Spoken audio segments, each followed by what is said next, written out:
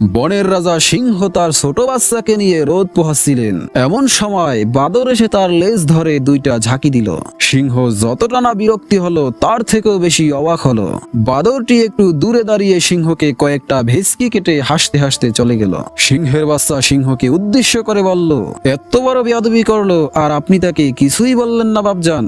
সিংহ বলল, বলার সময় তো এখনো ফুরিয়ে যায়নি বেটা, একটু সময় অপেক্ষা করো, সব কিছুই দেখতে পাবে। কয়েকদিন পর বাদরের বিরুদ্ধে বিভিন্ন দিক থেকে বিভিন্ন অভিযোগ আসতে লাগলো। তারপর একদিন হঠাৎ করেই বাদরটি সিংহর সামনে পড়লো এবং এক থাবায় সিংহ তাকে শেষ করে দিল।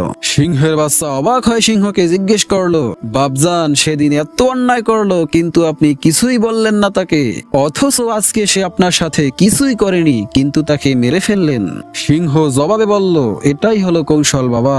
সেদিনের পর বাদরটা ভাল্লুককে লাথি মেরেছে, হাতির সুর ধরে দুলেছে, গন্ডারের পিঠে চড়ে নেচেছে, হায়নাকে কাতুকুতু দিয়েছে, জিরাফের গলা ধরে টানাটানি করেছে।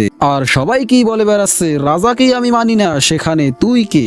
সেদিন কাউরে মারলে সবাই আমাকে বলতো ক্ষমতা দেখাইছি, আমি স্বৈরাচারী এবং খুনি। আজকে একটু পরই দেখতে পাবি সবাই এসে বলবে থ্যাংক ইউ রাজা সাহেব।